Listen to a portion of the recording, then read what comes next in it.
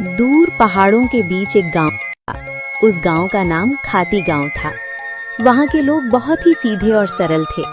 गांव के लोगों का जीवन खेती पर निर्भर था। उसी गांव में मोहन नाम का एक गरीब किसान रहता था। मोहन के परिवार में उसकी बूढ़ी माँ सरस्वती देवी, उसकी पत्नी विमला और उसका 5 साल का बेटा दीपक था। मोहन के पास थोड़ी सी जमीन थी जिसमें वो खेती करके अपने परिवार का पालन पोषण करता था। उगता हुआ सूरज दुनिया के लिए रोशनी लाता है, पर मोहन के लिए ये सिर्फ एक और दिन की जद्दोजहद लेकर आता है। फूस की छत से छनकर आती रोशनी सीधे उसकी बीमार माँ के चेहरे पर पड़ती है। मोहन, आज दीपक को क्या कहूंगी? कल रात उसे बहलाकर सुला दिया था कि सुबह उठते ही गर्मा गर्म खाना मिलेगा। अब वो जागने वाला है, चूल्हा ठंडा पड़ा है और मेरी ममता लहूलुहान हो रही है। क्या हम इतने बदनसीब हैं कि अपने बच्चे को एक वक्त की रोटी भी नहीं दे सकते? भरी आंखों से। बिमला, तुम्हारी ये खामोश सिसकियां मेरे कलेजे को चीर देती हैं।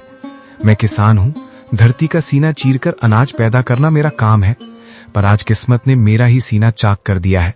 जमींदार के चक्कर काट काट कर पैर के जूते घिस गए, पर वो उधार देने को तैयार नहीं। पर हार नहीं मानूंगा, आज फिर जाऊंगा। शायद खुदा को मेरी मेहनत पर नहीं तो इस मासूम दीपक की भूख पर तरस आ जाए। सरस्वती देवी अंदर से खांसते हुए, बेटा मोहन, पास आ। देख, मेरा अंत समय करीब है, पर मुझे अपनी मौत का डर नहीं है। मुझे डर है कि कहीं मेरी गरीबी तेरे जमीर को न खा जाए। बेटा, भूख बहुत बड़ी चीज है, बड़े बड़ों का ईमान डिगा देती है। पर तू वादा कर, चाहे पेट पीठ से सट जाए पर कभी किसी का बुरा नहीं करेगा। भगवान की लाठी बेआवाज होती है पर चोट गहरी करती है। माँ, आपके संस्कार ही मेरी पूंजी है। मैं खाली हाथ लौट सकता हूँ, पर कलंकित हाथ लेकर इस घर में कदम नहीं रखूंगा। मोहन जमींदार के घर चला जाता है। नंगे पांव, फटी हुई कमीज और आंखों में उम्मीद की आखिरी चमक लिए मोहन जमींदार की हवेली के बाहर खड़ा है।